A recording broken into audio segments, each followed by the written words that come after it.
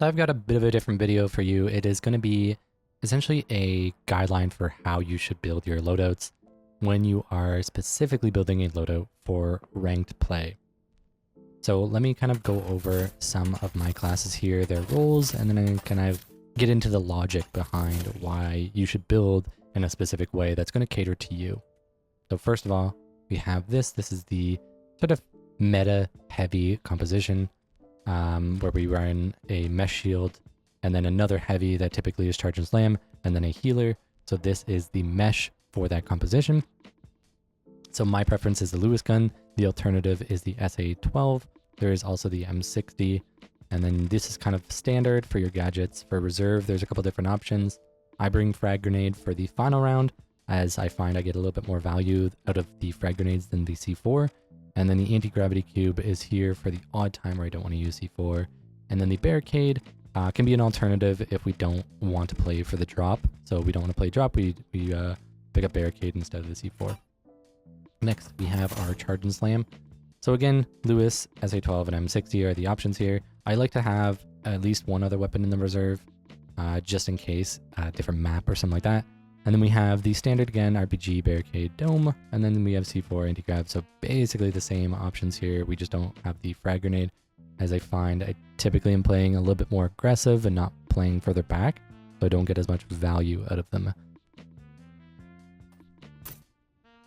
Then we have this, our dematerializer. So this is more of your off-meta medium pick, and we're going to bring the AK and FCAR as our options, as those are pretty standard for weapons to use. We have the defib, the zipline, and frag grenade.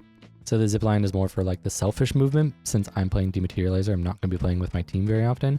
And then frag grenade in order to open up fights, to finish fights. And then I have explosive mine and APS as alternatives. If I feel like I'm playing a little bit more solo and I don't have as much communication with my team, the explosive mine can be pretty good for being able to catch people off guard. I basically have an alert as to when people are walking through rooms. It's not necessarily for getting kills, although it can. If I am playing with teammates that have communication, I'm basically never bringing in mines because they should be able to tell me where people are coming from so I can assist them. And then I can bring gadgets that are a little bit more overall useful. And then we have the APS, which is really solid if you're facing double heavy comps. And then we have the standard heal double movement defib. This is basically what you're going to be rocking pretty much 99% of the time when you're a medium. And then alternatives, very similar logic here for explosive mine, APS, and then the frag grenade. And then the model, I believe, is the second best option or the best option depending on your preference. I'm not 100% sure where I'd put it, but the Model 1887 is definitely a very, very, very strong pick right now. Next, we have our Cloak Light. So we have frag grenade, gateway, and glitch. We also have the XP and the LH. So as a sort of like lurking playstyle, I really like bringing the XP because I can position in like that perfect sort of distance from the enemy where I feel like the XP is going to shine and going to be very, very strong. So that is the reason why I main hand it. And then I bring the LH on maps like Skyway or Seoul when there's a little bit further distance. And then we have the reach charge, the stun gun, and the tracking dart. Tracking dart is my final round option. Stun gun is the alternative. However, I feel like after the nerf, stun gun is kind of useless in high elo, so I've been opting for not really using it at all. But I still keep it in the reserve because it's still a little bit of testing here and there. And then we have the breach charge, which kind of plays like the C4 and the heavy. If your heavy isn't bringing C4 and you want to play for the drop, again, pretty solid option here. And then we have our mobility light. So we have the LH1 here because with the fact that you're not going to be in Viz, it's actually a bit better to position yourself a little bit further back, I find. There are obviously playstyles with like the sword and the shotgun where you could be more mobile and be up in people's faces. However, for me, whenever I'm using the dash, I like playing further back. It just suits my playstyle a little bit better. So that's why I have that. Same gadgets across the board. I feel like with light, there really isn't too much that you can bring just because light in general doesn't have a lot of team utility. And we're going to get into the logic behind what you pick in a second here, but I just find that these gadgets tend to be very good. And then we have the vanishing bomb, just for the invis when we need it, the XP as an alternative, the tracking dart, again, for final round, and then stun gun, again, was something that I was kind of testing. So when it comes to building your loadout, there's a couple things to consider. The first and the most important thing, in my opinion, is the gadgets. So after you've decided, I'm going to build a goo gun, or a charge and slam, or a mesh shield, we're building a mesh shield heavy. Now, before you even pick your weapon, I genuinely think it is really important to go over your gadgets. When picking gadgets, you have to think, what does this do for my team? Not what does this do for me, not can I get more kills with this? What does this do for my team? If you cannot find the logic behind what it does for your team, do not pick it. You need to pick things that are going to help you and your team win. And then after that, you can bring in alternatives. So for example here, the RPG is extremely good with the jump pad double RPG combo, which is the standard for the medium heavy comp. It is an extremely good way to initiate fights, to drop cash outs, to open up new walls and stuff, basically for your team to get into the objective. The RPG is absolutely insane right now. And of course it does help you get kills, but it also does so much for your team. And as that frontline initiator, as a heavy, it is extremely important that you have some explosive entry. The next gadget I'm bringing is C4, so I'm bringing something that I can play the objective specifically. I can stall cash outs, I can steal cash outs by dropping their cash out towards me. All around, this is going to help me with the objective, and this is going to assist my team in getting the objective and defending the objective, which is why I bring C4. If you're not as coordinated, if you feel like you can't get the value out of C4, bring something else.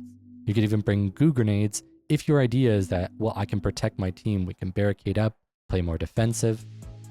You want to bring motion sensor because you think, well, I want to put it on the cash out to know when they're there and we're going to play off of it. There's tons of different logics that you can use. However, if you are looking at this thing and you think, well, this isn't going to provide anything for me or my team, do not bring it. Especially stuff like the pyro mine, pyro grenade. There's the potential that you could damage your teammate with it, so don't bring it. If you know that you are not going to hurt your team and that you can avoid preventing them from going through a room because you've thrown fire, then feel free to bring it. But again, if you feel like you might negatively affect your teammates, just don't bring it. So that is why we're bringing the C4. And then Dome Shield, it's very easy to get team value out of this, which is why it is a very, very important pick here. Same with the Barricade, very easy to get team value out of it, so it should be on your loadout. And then we have the Frag Grenade, a little bit more selfish, which is why it's in my reserve, not in my initial gadgets, because I find that there is value in bringing it in the final round specifically.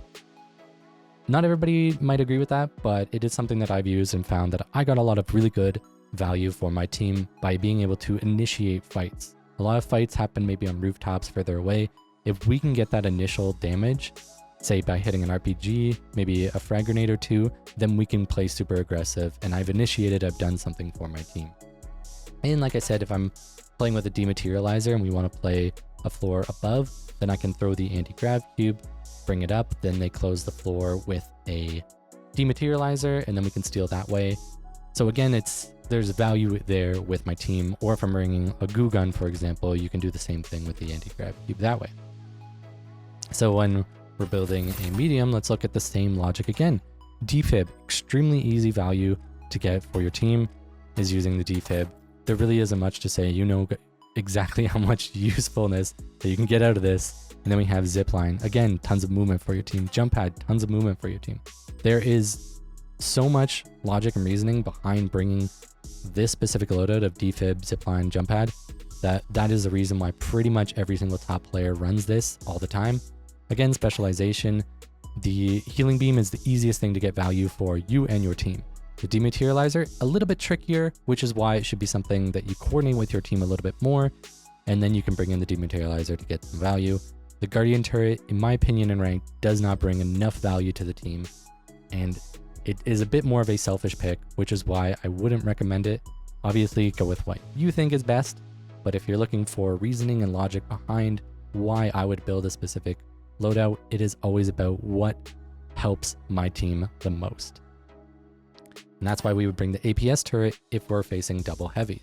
You don't get a lot of value out of this if you're not facing double heavies, and if you're not playing with your team. If you're using this very selfishly, it's not that good of a pick. And then we have the frag grenade and explosive mine, again, for those times where it's like the final round, where I feel like I might want a little bit more damage with the frag grenade. Maybe I'm comboing that frag with one of my heavies frags, or the explosive mine. Again, if I'm playing solo and I don't have the coordination with my team, and I need to get that information. Honestly, I basically never bring in the explosive mine, but it is just kind of there as I was testing stuff, and that was kind of the logic behind it. I don't really find that medium has a lot of good options outside of the mobility and the defib, which is why they're basically a standard. You could also bring another weapon if you feel like you want some more options. Now, when playing light, this is kind of the tricky one, because realistically, light doesn't provide enough for the team unless you're coordinated with them, which is why it's really tricky to pick it as a solo player. So I kind of don't recommend this if you are solo. If you are playing with a team, then you can definitely bring this in and coordinate with them. If you're going to pick this solo, just know that you are kind of putting your team at a disadvantage. So bear that in mind. Now, when it comes to how much team value you can get out of these things, honestly, the specializations don't matter too much because there isn't enough team value in them.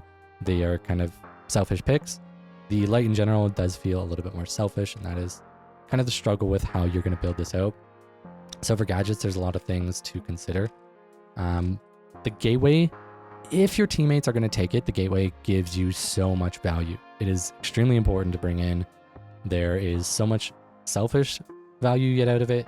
Team value, just in general, the gateway is absolutely insane for the value you get out of it. I would highly recommend putting this on pretty much every light loadout if you're going to be playing ranked with it. And if you're finding your teammates aren't using it enough, you need to communicate that you're using it. If you're in a low elo where people just completely ignore it, you can understand dropping it for something else. But it is really good, and it's really important to start picking this up more. The glitch grenade, I find, brings a lot of initial value, but I feel like with the new addition of the glitch barrels, the light has kind of lost a lot of its value because the glitch was a huge thing that it could bring, and now it doesn't. Well, sorry, it still does, but it's not the only one that does. So this is something to consider, obviously bringing because it's good, but do consider that there are other classes that can do this. So if you're only bringing it for this, then it might not work out as well. Other things that we can get instant team value out of is the tracking dart and the sonar grenade. These are two things I love picking up, the tracking dart and the sonar grenade, just for the value for your team. I do prefer the tracking dart over the sonar grenade because it can be a little bit more tailored to who are we focusing. You can track somebody with the tracking dart, and then from there, it is about all your team collapsing on them. I do like the sonar grenade in stuff like Monaco or even on Las Vegas because the sonar grenade can give you a lot of AoE info, which can be very useful. We're bringing the frag grenade simply because as this class, we can get into a lot of very good angles. So if we can open up fights with a frag grenade, we can get off picks and get off initiation kills. So as the light, I think it is really important that you know how to get the initial picks and finish off targets. The frag grenade does both of those things very, very well, which is why we're bringing it here.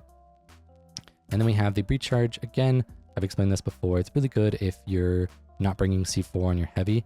This can be a really good way to drop stuff. The stun gun doesn't have as much team value anymore, but the tracking dart, like I said before, gives you tons of team info. And that is kind of the logic behind why we're bringing a lot of these things. Again, the vanishing bomb could be good, but I feel like the vanishing bomb takes a lot more coordination in order to get value with your team. Other than that, it's a pretty selfish pick. Most of the time, you're just throwing it at your own feet and playing for yourself. So that's kind of my issue with a lot of the builds I've seen online, is like, if you're not bringing enough team utility, you're not doing a lot for your team that somebody else could obviously just do better. And when it comes to ranked, staying alive, playing with your team, making sure that everybody's succeeding, not just you, is really important. I've heard tons of people saying, well, I dropped this many kills, like how am I not winning? Like I should win because my teammates suck. Like I'm out here getting 10 kills while they only get like 2 kills. But then if you look at the fight, it's like, well, they might be healing you and shielding for you while you're just doing everything for yourself and you're just being very selfish. You're not really setting your team up for success. You're only capitalizing on things that help you, and that doesn't translate into a victory. KD ratio and win ratio are pretty different. I mean, you can even kind of look at my stats. Sorry, wrong button. I definitely like win a lot more than I lose by a pretty significant amount. And of course, I do have an okay kill death ratio, but my kill death ratio is nothing insane. But I do win a lot more than I lose because I play very, very team oriented. I'm not selfish at all. It is very important that you play with your team and for your team. So that is kind of why I'm kind of giving you guys some tips on how to build for rank, because there's so many mistakes that I see a lot of other people playing. Ranked using really, really selfish picks. I see stuff like maybe they brought the defib because they're like, well, I'm going to help my team out, but then they have an explosive line and a gas mine, and then they're using guardian turret, and they're just sitting in a room playing super defensive. And it's like, I get that you're trying to play defensive and get some kills, but you're not helping your team out. When your team dies, you could have been there to heal them to prevent that death. You could have used the mobility to get them out of that fight, or even assist your heavy in getting to the fight faster, because maybe you and your light have entered this fight, you're fighting, you're killing them, and then your heavy finally comes up, but by that time you're in this 2v3 and maybe another team third partied, you're all dead, and now your heavy's playing alone, and you're looking at the heavy like, why are you so fucking useless? When really you're the one who's useless because you didn't get them to the fight. It's really important to play with your team, and I think that's something that is extremely overlooked when it comes to the finals. Everything is about team play. Everything is about going for that win. It's not about your kill death ratio. Stop looking at the loadout as, well, what is the best value? Well, the best value is killing. No, that's wrong. The best value is team play. And it's things that you don't necessarily see. Throwing a jump pad for your heavy to get on top of a roof is extremely valuable, but there is no direct correlation to that. Like, you don't see it on your scoreboard of like, oh, look at how many times I helped my heavy get into the fight. Look how many times I healed my heavy. There is that support score, but it doesn't really directly reflect it. Even stuff like, how many times did you save your teammate from death by using your mesh shield, your dome shield, your barricade?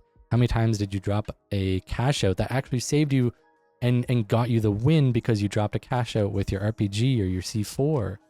Or, you know, how many times did you glitch that dome shield to open up that fight for your team that you now won, but you might not have won because you didn't throw that glitch? Like, there's so many things that aren't directly reflected in your scoreboard that I think a lot of people ignore.